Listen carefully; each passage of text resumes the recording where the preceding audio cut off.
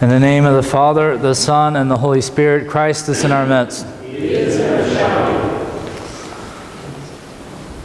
When I was at St. Tikhon's Monastery for seminary for those 5 years, there was one service, one Sunday, I don't remember what Sunday liturgy we went to, and about a quarter way through the liturgy, we had a guest show up, and this guest was obviously a Protestant, and you would know this because he carried a Bible into church with him. And so he carried in his study Bible. And I remember at the time, for some reason, I wasn't serving behind the altar or in the choir, and trying to help him in the service, telling him, yes, it's okay to sit down during the sermon. Yes, it's okay, kind of guiding him. But most of all, I remember that day being incredibly bored by the liturgy and feeling, why am I here? And couldn't they just hurry it up and get on with it? The monastery, everything is done a little bit bigger than a parish. I don't remember that day being that dramatic. But I remember in my own heart, just the life was out of it, and it was just, come on, hurry up with the litanies. Let's move on with this. Let's get out of here.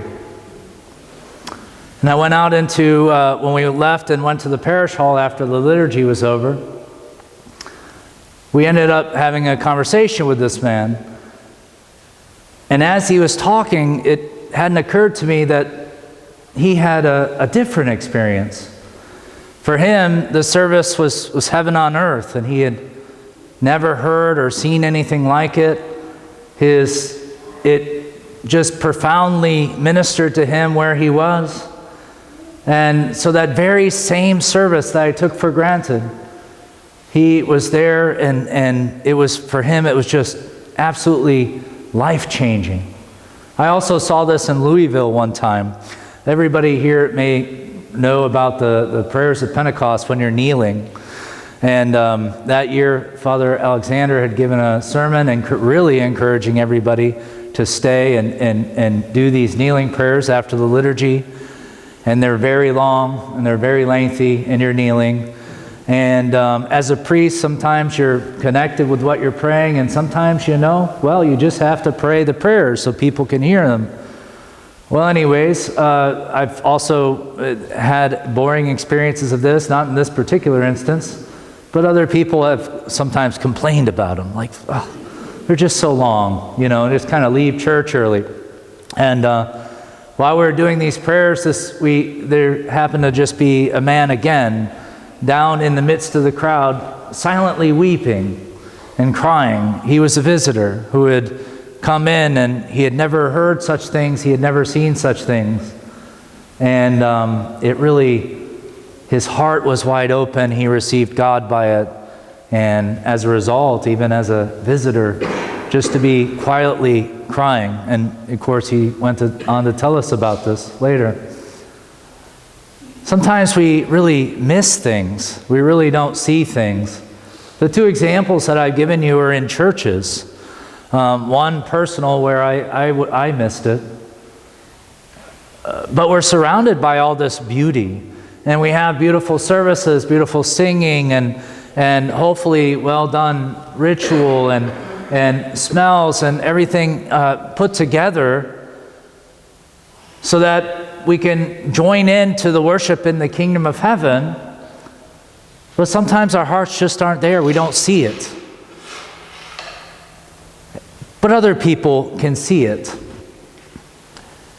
Now, today, this feels like a jump, but it's really not. Today, we celebrate the Sunday of Orthodoxy, which is about iconography, the restoration of iconography. In the Byzantine Empire, after 100 years of persecution and the destruction of icons, they had a procession back to the Hagia Sophia. They restored the icons, and they created a feast day called the Sunday of Orthodoxy. And we will process later with icons in celebration of this, because we're celebrating the fact that iconography is orthodox, that it is something that we believe, that it teaches something about our faith. But the reason why I was telling the stories earlier is because iconography isn't just about paint and wood. It's about ultimately using physical matter, the material world, to draw us towards the kingdom of heaven.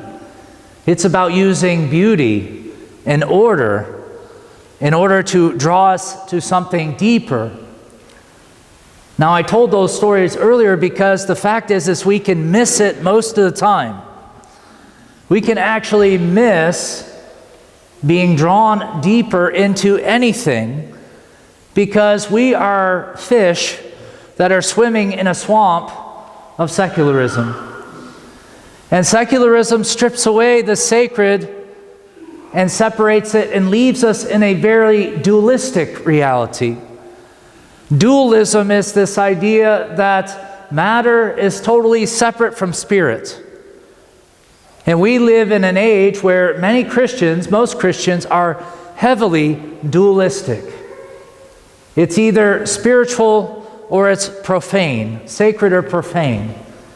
It's material, but that doesn't mean it's sacred. And as secular people, we often enter into society and we just see things for what they are as they were created. Wood is wood, and paint is paint, and decoration is decoration, and who cares? We're very pragmatic. We build new structures very pragmatically. We don't necessarily, in our day and age, care about beauty. We don't care about transcendence. In our day-to-day life, whether it's working in a restaurant, building houses, or these various things, the bottom line is financial. Oftentimes, as to what it costs to build things, the bottom line is ultimately practical and pragmatic, because we have stripped out material's ability to communicate to us the divine. Now, icons do this in a very obvious way. When we encounter an icon of Christ, we're not asked to encounter wood and paint. We're asked to encounter Jesus Christ. And the icon is only there to facilitate that.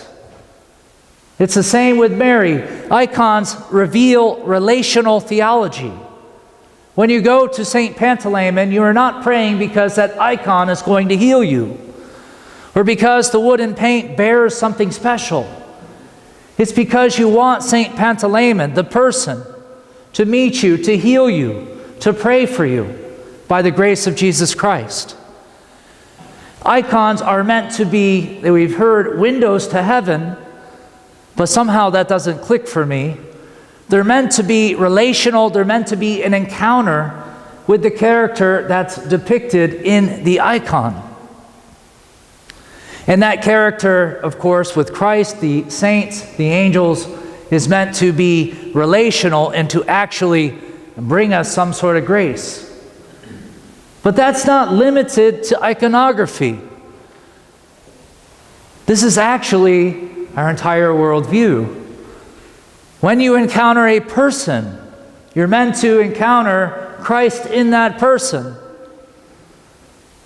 That's one of the reasons why Jesus says in Matthew 25 that if you did it to the least of these, you did it to me. Because every person we encounter is an icon of God. You can encounter God through other people, even people you don't like, even people that are your enemies. You can encounter God in them. Beyond that, this material realm, whether it be animals, whether it be nature, whether it be the arts and beautiful arts and crafts that we work with our hands and we make, these are also places where we're meant to encounter the divine, because actually the entirety of reality is divine. Now, we say that God is everywhere present and He fills all things. But we don't think He necessarily fills all things, do we? Is He in that chair in front of you? Is He here? Is He under my feet in this floor? Well, He absolutely is everywhere. And it is ridiculous to say this, but we can encounter God in a chair. We can encounter God in a floor. That's a little ridiculous. We can encounter God in all of creation. But, and this is a very big but, it requires us to have eyes to see and ears to hear. Now, very clear distinction. I am not saying that creation is God, or that you should go out and worship the blades of grass. But the saints are very clear that the divine order, the presence of God can be found even in a blade of grass. And so what that leaves us is with a challenge to be transformed, first of all, to realize that material for the Christian is never simply material. Creation is good. All of creation is meant to convey the grace of God to us. The next thing is to acknowledge that we don't see it. That sometimes, as I mentioned in the stories, even when I'm in the very divine liturgy itself, in the midst of a theological education, in the midst of a seminary and a monastery, that I simply don't have the heart to see it. And so we need to ask God to give us a heart to see it.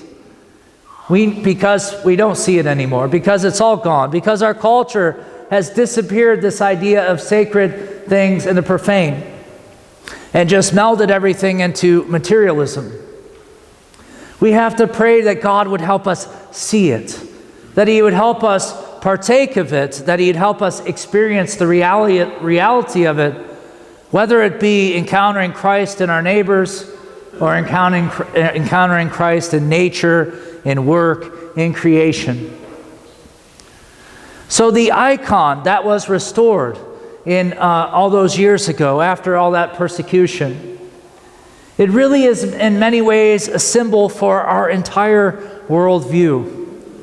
A worldview that sees the universe as signs and symbols, that is looking for Christ in everything, that is looking for God to speak to us through everything, because God is always speaking to us, and that is attuning our hearts and trying to be transformed into people who are no longer saturated with boredom and taking this life for granted, but behind everything looking for the voice of God, who can come to us and communicate to us and ultimately can give us life. May God bless us to open our eyes. May He give us good hearts, especially in the Divine Liturgy, but more so that when we experience the Divine Liturgy, that we may go out into the world and also experience what this is training us for, which is ultimately to see God in everything in all of creation. In the name of the Father, the Son, and the Holy Spirit, Christ is in our midst.